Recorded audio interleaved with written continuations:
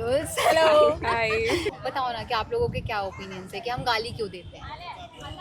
I feel जो बचपन से लोग सुनते आए हैं उनको पता भी नहीं कि क्या चल रहा है, गाली क्यों देता है, बट हम सुनते आ रहे हैं इसलिए हम देते जा रहे हैं। किससे गुस्सा आ गया तो गाली दे रहे हैं। What is your opinion? आपको क्या लगता है कि गाली क्यों देते होंगे लोग? पहली बात तो बीइंग वेरी लाइक जेंजी तो नहीं बोल सकते बट गाली firstly is an emotion that when you have that frustration in your mind you just blurt it out, but then you don't think about what you're actually saying, you know, like let's say that whatever the galis we have in these days are all diverted towards women. So that's because I think हमने वो आते हुए देखा है generation से अभी तक. मतलब ऐसा ना लड़कियां भी आजकल सिम गाली लड़कियां भी गाली देती है, ऐसा नहीं है कि कोई देता नहीं है, देते ही है सब। पर उनके दिमाग में आता नहीं कि ये गाली है जो मतलब इन्हीं में उन्हीं को यूज़ किया जा रहा है, तो फिर भी वो सेम चीज़ अपने ऊपर ही वो वाली लेके जो देती हैं। बहुत सारी लड़कियों को पता चलता है कि हाँ चलो ये गलत है, हम पे ही गालियाँ आ रही है, हम पे ही हमारे जेंडर से रिलेटेड गालियाँ है, माँ बहन की गाली, बड़ों की गाली, सबकी गाली हमारे ऊपर ही है। But at a point I feel इतना नॉर्मलाइज किया गया है उसको कि उनको भी फ़र्क नहीं पड़ता कि हम क्या ही गालियाँ दे रहे हैं। Continue. So, like she said, we see, you know, generation se aata hai, and then it's a very misogynistic world that we live in right now. So, let's just say, like a person who's grown up in a very toxic environment, their parents might have also grown up in a very toxic, misogynistic environment. So, that's just how, you know, it is transferred down through generations, and that is why the child, when they are growing up, the father might beat the mother or, you know, start abusing her, and the child thinks that, you know, this is how you show your power in the family, and he or she takes up that trait and then goes and tries to experiment that in the outer world. And I'm assuming that other people also, after, you know, they see him, they think that he can this, you know, it's a very good thing, not a good thing, like it's okay to have this, yeah, it's a cool thing to, you know, have that sort of power in your hand, and it'll be okay even if I try to be like that person. So that's where I feel like that whole thing comes into the picture. Okay, क्यों लगता है कि क्यों होता होगा? किस लिए करते या इस पे कभी सोचो आपने स्कूल हाँ। टाइम से लेके अभी तक या- दिमाग में मतलब क्या आया कि स्कूल में ही पूछ लें टीचर से, या मतलब ऐसा तो हम कर नहीं सकते थे स्कूल में जवाब भी नहीं मिलता अच्छे से। जैसे कि अभी घर में कभी पूछने का मन कभी नहीं किया? घर पे भी नहीं पूछ सकते थे क्योंकि एक पॉइंट पे उन्होंने इतना डरा के रखा था कि हाँ तूने गाली दे दी, बट ये नहीं समझा कि क्यों दी ये गाली, किस रिलेटेड है ये गाली। इसको इतना बड़ा टाबू करके रखा है कि बस इतना बोला जाता था कि दिस इज बैड वर्ड, नहीं देना चाहिए, बच्चों को नहीं देना चाहिए, बस बट इतना वो ही। खुद दे रहे हैं। हाँ हाँ, उनसे ही सुना है। बचपन से उनसे ही सुना है, जो भी गालियाँ सुनी है उनसे ही सुनी है। बीट लाइक कि हाँ मेरे चाचा है, मेरे मामा है, उनसे ही ये गालियाँ सुनती आई हूँ कि इतना नॉर्मलाइज हुआ, बट अगर हमने गलती से पूछ दिया कि ये क्या है, आप क्यों बोल रहे हो, इट विल बी लाइक हाँ तूने कैसे बोल दिया, तू तो लड़की है और लड़की से ही रिलेटेड आपको गालियाँ दे रही है। I mean, nothing to add to what they've said, but like, गाली क्यों देता है? Like she said कि ऐसे ही आ जाता है मुंह में. It's like we've learnt it from friends mostly. Family में like, at least मेरे तो ज़्यादा बोलते नहीं हैं, but like I have also been influenced by the society around me, and it's like they said, it's always directed towards women, and कभी ऐसे मतलब मेन के लिए डायरेक्ट करके कभी सीखा ही नहीं है, सिखाया भी नहीं है किसी ने.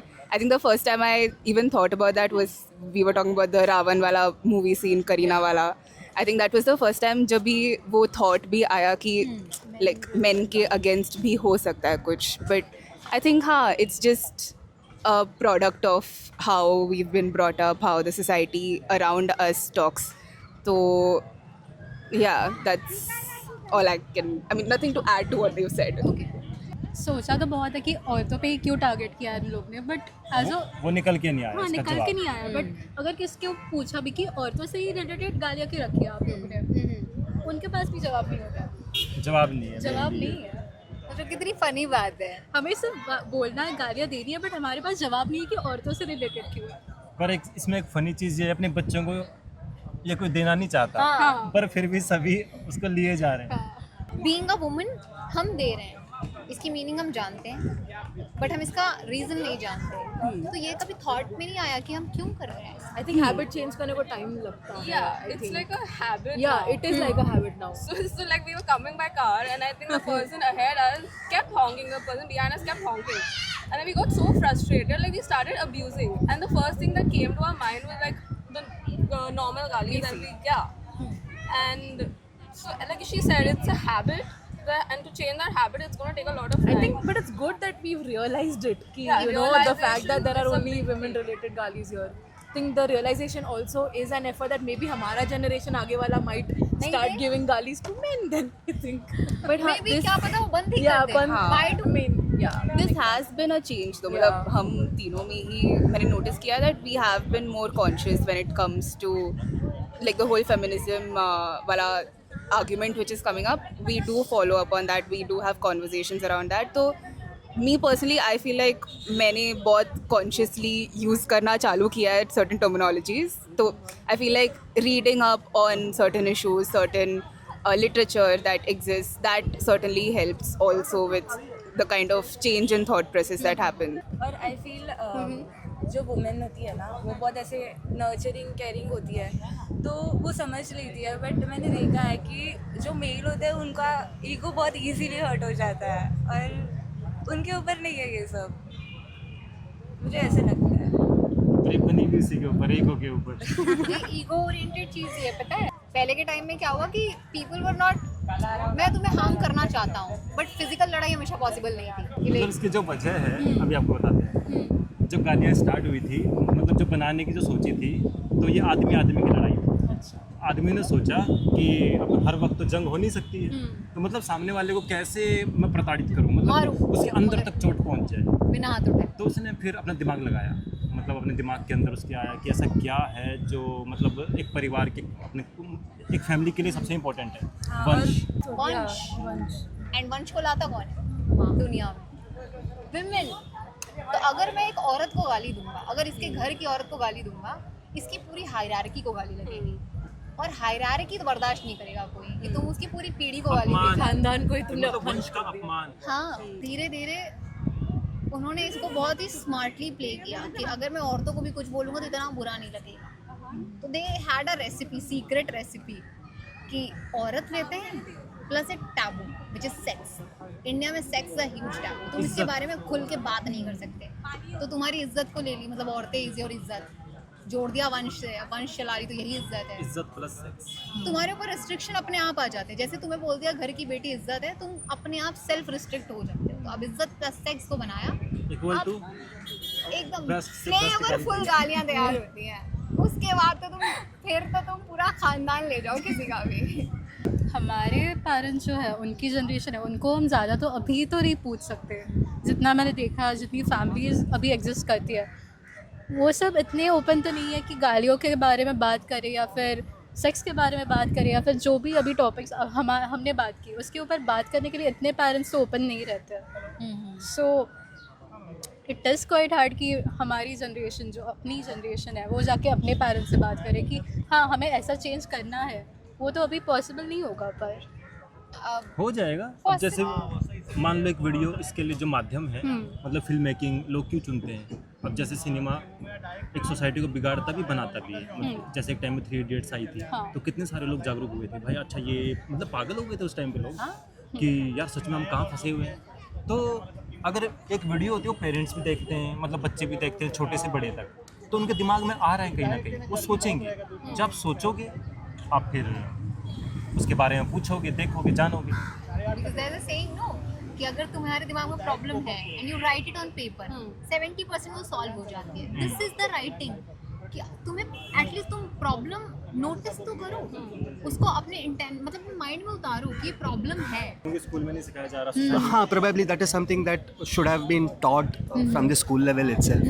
या पेरेंटिंग के पॉइंट ऑफ व्यू से भी अगर मैं बात करूँ, because now I am having a kid of 4-year-old, तो मुझे ये बताना बहुत ज़रूरी है कि how to respect a women, what things are to be communicated and how things have to be restricted.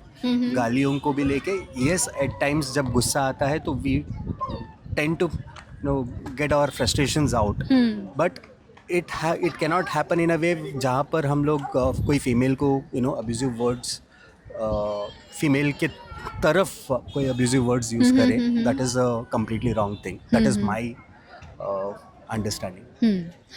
But कभी आपने कभी सोचा नहीं कि क्यों किया होगा किसी ने, कभी इतना टाइम एफर्ट डाला? ऑब्वियसली हम 8 से 11 काम करने वाले बंदे हैं, तो you don't get so much of time to think all this things. But हाँ, एक कॉमन मैन ये डेफिनेटली करने की कोशिश करता है कि उसे अवॉइड करे, या फिर कुछ अपने बच्चों को भी, अगर इन केस हम when we are becoming a parent, तो हम लोग ये सारी चीज़ें सोचते हैं कि एटलीस्ट हमने जो अब्यूजिव वर्ड्स यूज़ किया है, या रादर हमने जो गलत चीज़ें भी किया होगा नोइंगली अननोइंगली, वो सारी चीज़ें हम अवॉइड कर सके. And we try to ensure that our kids learn something better in this world, and that is what each and every parent thinks about it. So that is how it is. ठीक है, thank you. Thank you. अच्छा बता, लोग गाली क्यों देते हैं? गाली? हाँ गाली. वो गंदी गंदी गाली? सारी गालियाँ गंदी ही होती हैं. हाँ, गंदी तो होती है. हाँ, और इस सबको औरतों से जोड़ा गया है. हाँ, माँ बहन बेटी बहू, परफेक्ट. सारी गालियाँ इनको तो टारगेट करके बनी है. एग्जैक्टली. पर आदमी को टारगेट करके क्यों नहीं बनी, समझ नहीं आ रहा. क्योंकि आदमी ही इसके जन्मदाता है. जन्मदाता? हाँ, बच्चे तो पैदा कर नहीं पाए, तो गालियाँ ही पैदा कर दी इन्होंने. क्या औरतों ने आदमियों को कुछ बिगाड़ा था क्या, जिसकी वजह से गाली में उन्हीं का इस्तेमाल किया उन्होंने? कुछ भी नहीं बिगाड़ा था, औरतों को तो पता भी नहीं था. मैन टू मैन की लड़ाई थी ये. मैन टू मैन मतलब आदमी आदमी के हाँ, हर टाइम फिजिकल होना पॉसिबल नहीं था. फिजिकल मतलब किसके अरे साथ? ये ऐसे अच्छा, वाला अच्छा, physical. जंग वाला, जंग वाला. हाँ, तो इन्होंने सोचा सामने वाले को चोट कैसे पहुंचाएं, वो भी बिना हाथ उठाए. बिना हाथ उठाए? हाँ. फिर अपना उन्होंने क्या सोचा, इनके खुरापाती दिमाग में क्या आया फिर? इन्होंने सोचा आदमियों के लिए सबसे वैल्यूएबल चीज क्या है? वैल्यूबल चीज? हाँ, वैल्यूएबल चीज. रुपया और स्टेटस? रेट लिमिटेड होता है, आता जाता रहता है यार. सबसे बड़ी चीज निकल के आई फैमिली ओनर इनके दिमाग में, जो कि औरतों से जुड़ी हुई थी. फैमिली ओनर पर औरतों से कैसे? अरे यार, पहले के टाइम में आदमियों के लिए परिवार और वंश बहुत इंपॉर्टेंट था. हाँ. वंश धरती बेलाता कौन था? औरतें. इसलिए वंश की इज्जत औरतों से जोड़ दी. ओके.